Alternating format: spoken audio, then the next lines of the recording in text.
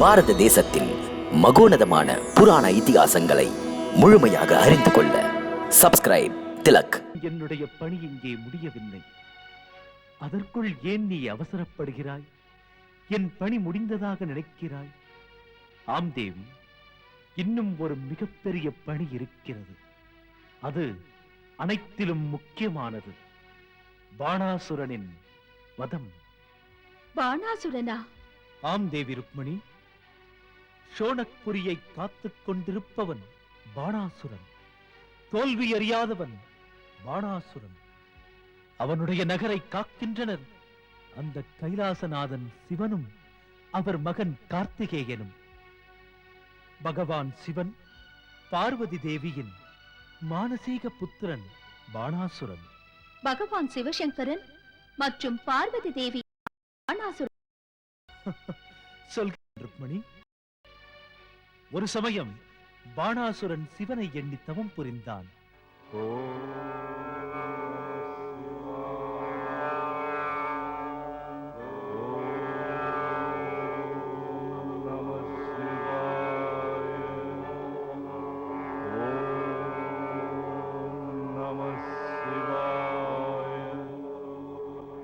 ஏ தேவனே, பாணாசுரன் பயங்கரமாக தவம் புரிகிறானே. அவன் தவம் மிக பயங்கரமாக உள்ளது. பாருங்கள், அந்த உக்கிரகத்தை பிரம்மாவால் கூட தாங்க முடியவில்லை. அண்டமே நடுங்குகிறது பிரபு. சுவாமி, சிருஷ்டிகளை காப்பாற்றுங்கள். பலியின் மகன் பாணாசுரனிடம் கருணை காட்டுங்கள். பார்வதி தேவி, பாணன் உன்னிடம் அனுகிரகம் பெற விரும்புகின்றான். என்னிடமா? ஆம் தேவி. நான் என்ன அனுகிரகம் செய்ய வேண்டும் தேவா?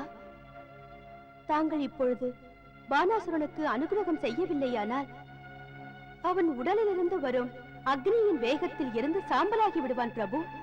தங்கள் பக்தனுக்கு ஏன் கடூரமான சோதனையை கொடுக்கிறீர்கள்? உண்மையை சொன்னால் தேவி, உன் அருளால் தான் அவன் இன்னும் உயிரோடு இருக்கிறான். போய் அவன் மீது அனுகிரகம் காட்டி உன் விருப்பத்தை நிறைவேற்றிக் கொள். ஓம் நம சிவாய.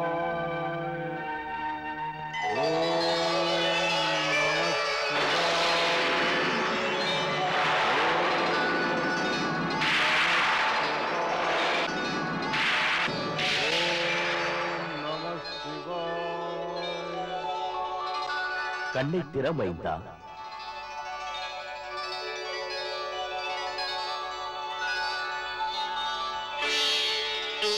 தீனதயாளா, முக்கண்ணா, சங்கர மகாதேவா, ஜெகன் மாதா பார்வதிக்கு என் வணக்கம்.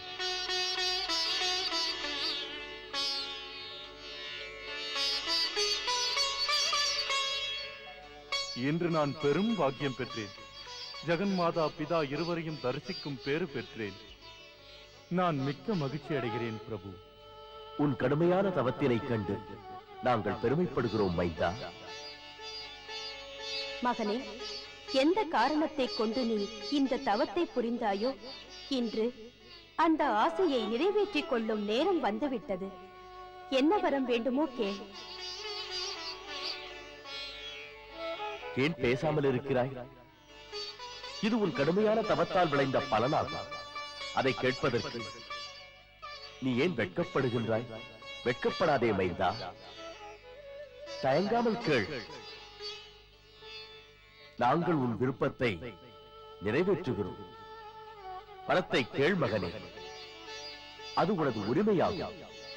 ஹே திருமூர்த்தி, ஹே ஆதிசக்தி மாதா பார்வதி, நான் உங்கள் இருவரிடமும் ஒன்று கேட்க விரும்புகிறேன். தாங்கள் இருவரும் என்னை உங்கள் மகனாக ஏற்றுக்கொள்ளுங்கள் பிரபு. பிரபு,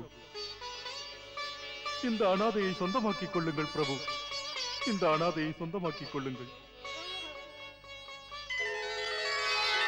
ததாஸ்து.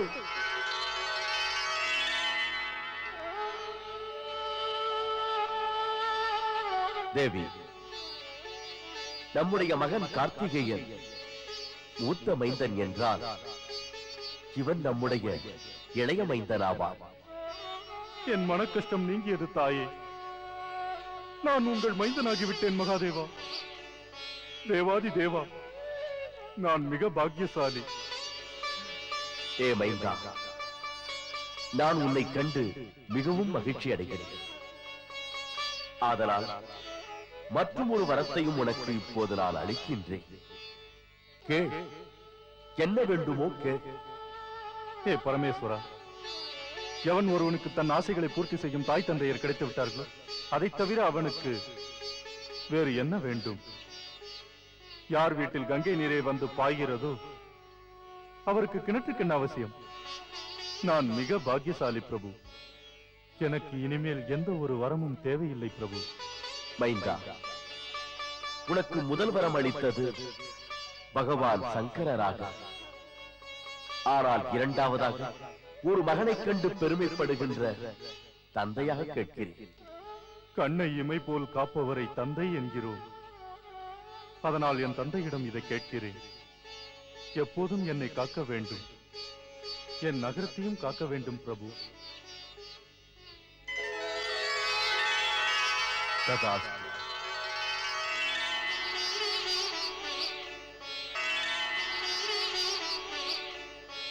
ஹே மைந்தா பானாசுரா, உன் அண்ணன் குமாரன் கார்த்திகையின் பிறந்த ஊரான அந்த சோனாபுரியை இனி உன்னுடைய சொந்த நகரமாக வைத்துக்கொள் மைந்தா.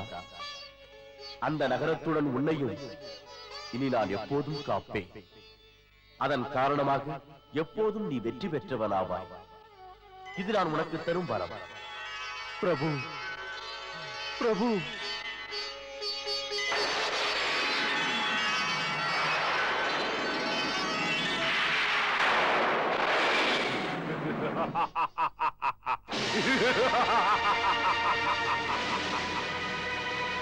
அழியாதவன்,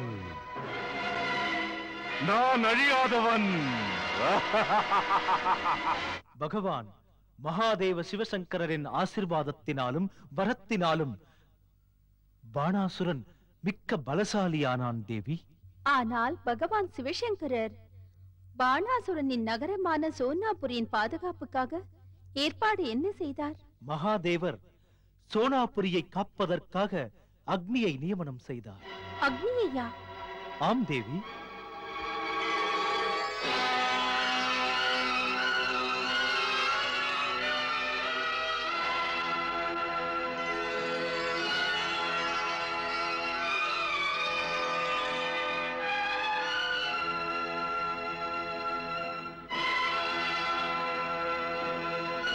ஹே தேவாதி தேவா, ஹே பரமேஸ்வரா, எனக்கு என்ன கட்டளையிடப் போகிறீர்கள்? ஹே அக்னி, நான் உன்னை அசுர அரசனின் நகரமான சோனாபுரியை காக்க நியமிக்கின்றேன். இன்றிலிருந்து தானவ அரசன் பாணாசுரனின் சோனாபுரியை காக்கும் பொறுப்பு உன்னுடையது. அப்படியே ஆகட்டும் மகாதேவா.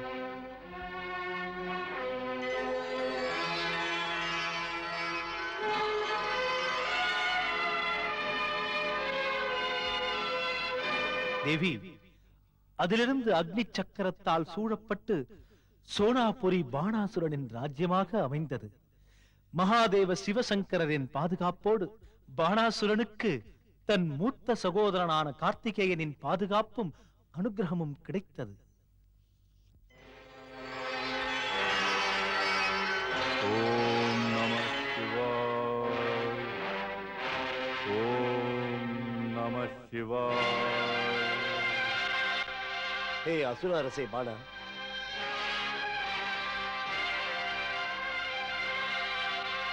மூத்த சகோதரர் கார்த்திகேயனா?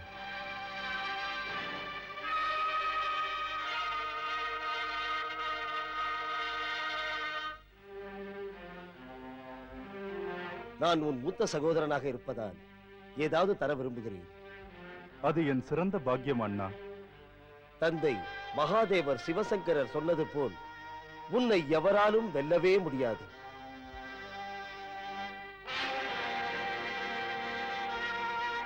இது இந்த குடிக்கம்பத்தை நீ ஏற்றுக்கொள்.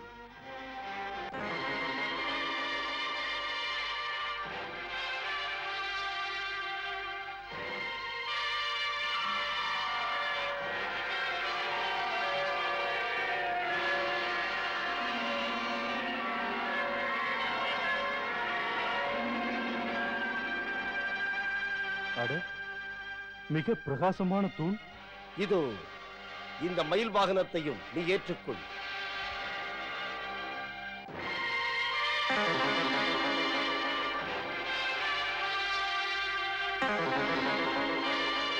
திவ்ய மயில் வாகனம். இதில் அமர்ந்து நீ சஞ்சாரம் செய்தால் இது மனோவேகத்தில் செல்லும். பெரிய சகோதரரே, தாங்கள் எனக்கு அனுக்கிரகம் செய்தீர்கள்.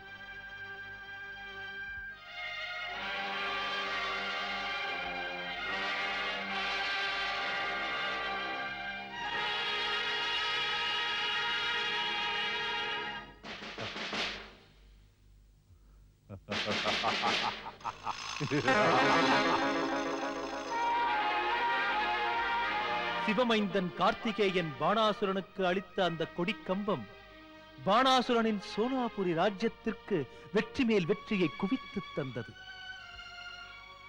கார்த்திகேயன் வரமாக அளித்த மயில் வாகனத்தின் மீது அமர்ந்து பாணாசுரன் தேவர்கள், கந்தர்வர்கள், யக்ஷர்கள் அனைவரையும் தோற்கடித்தான். பாணாசுரன் சிவன் தந்த ஆசீர்வாதத்தால் அஜயனானான். அது மட்டுமல்லாது அகம்பாவும் கொண்டான். அதற்குத்தான் தாங்கள் அவன் அகங்காரத்தை அழிக்கப் போகிறீர்கள் இல்லையா பிரபு? தேவி, இந்த அகங்காரம் கொண்ட அசுரன் ஒரு மாபெரும் மாயாவி. அது மட்டுமல்லாது இந்த அகங்காரத்தை மூவுலகத்திலும் பரவச் செய்து விட்டான். இந்த அகங்காரத்தை ஒவ்வொரு க்ஷணமும் ஒவ்வொரு நொடியும் எனக்கு சவால் விடுகிறது. அது சொல்கிறது, உன்னை நீ ஒரு பெரிய மாயாவியாக நினைத்துக் கொண்டிருக்கிறாய், ஆனால் அது அல்ல, நான் தான் உன்னை விட பெரிய மாயாவி என்று. நானே மாயாவி, நானே உன்னை விட சிறந்தவன். எப்படி மக்கள் அனைவரும் உன் மாயையைக் கண்டு பயப்படுகிறார்களோ அவ்வாறே மக்கள் அனைவரும் என் மாயையைக் கண்டு பயப்படுகிறார்கள். தேவி, அகங்காரத்தின் இந்த அகங்காரம் சொல்வது சரிதான். அகங்காரம் கொண்டவனின் மாயையிலிருந்து அசுரனாக இருந்தாலும் மனிதனாக இருந்தாலும் தேவர்களானாலும் தப்பிக்க முடியாது. அதனால்தான் அகங்காரத்தை தேவர்களும் மனிதர்களும் அசுரர்களும் கூட எதிரியாகவே நினைத்திட வேண்டும். ஆனால் இந்த எதிரியை அழிக்க முடியாதா? முடியாது தேவி. ஏனென்றால் அதற்கு அவ்வளவு சக்தியுள்ளது. அதை யாராலும் வெல்லவே முடியாது. அதை முற்றும் துறந்த யோகிகளால் தான் வெல்ல முடியும். யாராலும் முடியாது. தேவி, இடியிடம் யாராவது நெருங்க முடியுமா? புயல் வெள்ளத்தை யாராவது நிறுத்த முடியுமா? அகங்காரமும் ஒருவித இடி முழக்கம்தான் தேவி. அது புயல் வெள்ளம்தான். அது மனிதன், தேவர்கள், அசுரர் எல்லோர் மனதிலுமே ஒவ்வொரு சமயத்திலே வீசிக்கொண்டேதான் இருக்கிறது. முற்றும் துறந்த யோகிகளின் மனது மட்டும்தான் அகங்காரம் என்ற இடி இடித்தாலும் கூட திறக்காதிருக்கிறது. உண்மைதான். சாதாரண மனிதன், தேவர், அசுரர்களின் மனதோ உடனே திறக்கிறது. ஒருமுறை அகங்காரம் என்ற இடியை உள்ளே பூட்டி வைத்தால் மனிதன் மனிதனாக இருக்க மாட்டான், அசுரன் அசுரனாக இருக்க மாட்டான். அவர்கள் அகங்காரத்தை விட்டு தோழர்களாக மாறிவிடுவார்கள். தேவி, இந்த அகங்காரத்தின் வேகம் மிக்க வலிமை வாய்ந்தது. மனது வெற்றி கண்ட உடனேயே மனிதனின் விவேகத்தை அகங்காரம் என்ற நோய் அழித்து விடுகிறது. கொஞ்சம் கொஞ்சமாக மனிதனின் நல்ல குணங்களையும் அழிக்க முனைகிறது. அதனால் நல்ல எண்ணங்களும் நல்ல குணமும் அகங்காரம் என்ற மாயையினால் விழுங்கப்படுகிறது. பக்தனும் கூட அகங்காரம் என்ற அசுரனின் சக்தியில் தோற்று விடுகின்றான். தெரியும் பிரபு. பலராமண்ணா, யுதிஷ்டர், அர்ஜுனன் ஆகியோரின் அகம்பாவத்தை தாங்கள் தானே போக்கினீர்கள். இந்த பாணாசுரனின் அகங்காரத்தையும் தாங்களே அழித்து விடுங்கள். நான் இல்லை, நமது பேரன் அனிருத்தன். அனிருத்தனா? ஆம் தேவி, அனிருத்தன். ஆனால் பகவான் சிவசங்கரர் மற்றும் கார்த்திகேயனின் ஆதரவு இருக்கும் போது பாணாசுரனை அனிருதன் எப்படி வெல்ல முடியும் பிரபு? தேவி, பாணாசுரனின் மகள் உஷா அனிருத்தனை விரும்புகின்றாள்.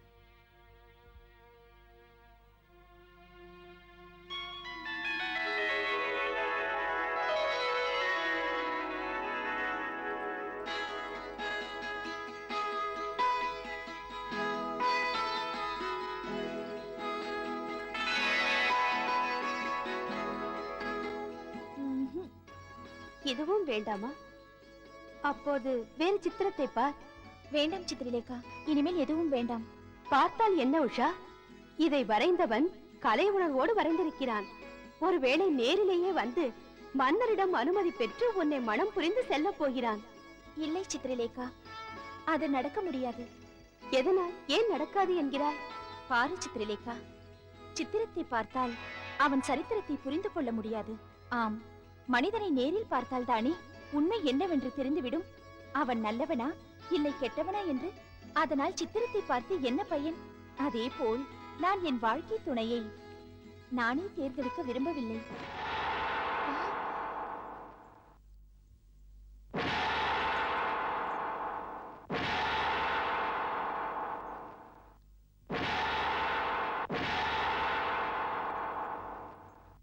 அம்மா,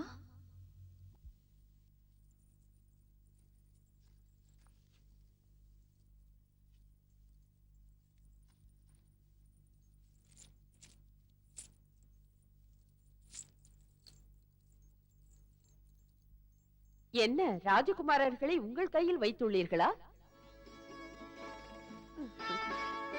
ராஜகுமாரி உஷா, உனக்காக இப்போது கந்தர்வலோகத்திலிருந்து கந்தர்வன் வருவானா, இல்லை ஏதாவது தேவலோகத்திலிருந்து தேவன் வருவானா?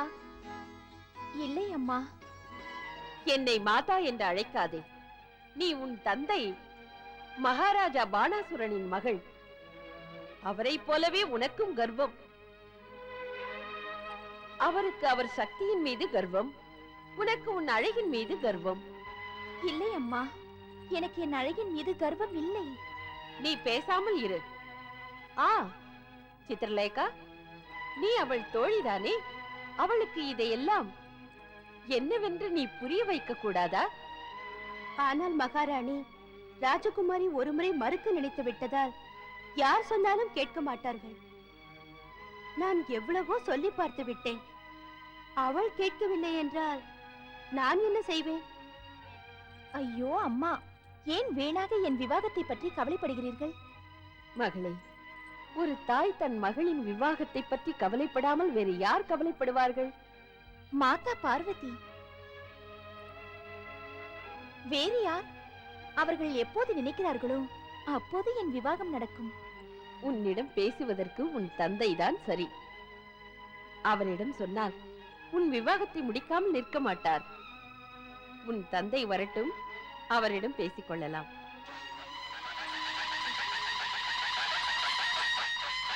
அதோ அவரே வந்துவிட்டார். அவர் உன் விவாகத்தை பற்றிய விஷயத்தோடு தான் இங்கு வந்து கொண்டிருக்கிறார் போலிருக்கிறது. அசுரராஜர் உன்னை விவாகம் செய்து கொடுக்காமல் விடமாட்டார். தைத்தியரசன் பாணாசுரன்! தைத்தியரசன் பாணாசுரன்! தைத்தியரசன் பாணாசுரன்! தைத்தியரசன் பாணாசுரன்! அசுரராஜன் பாணாசுரன்! அசுரராஜன் பாணாசுரன்! தைத்தியரசன் பாணாசுரன்!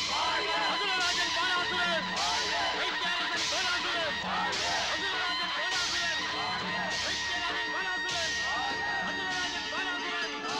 தைத்தியரசன் பாணாசுரன்! தைத்தியரசன் பாணாசுரன்! அசுரராஜன் பாணாசுரன்! அசுரராஜன் பாணாசுரன்!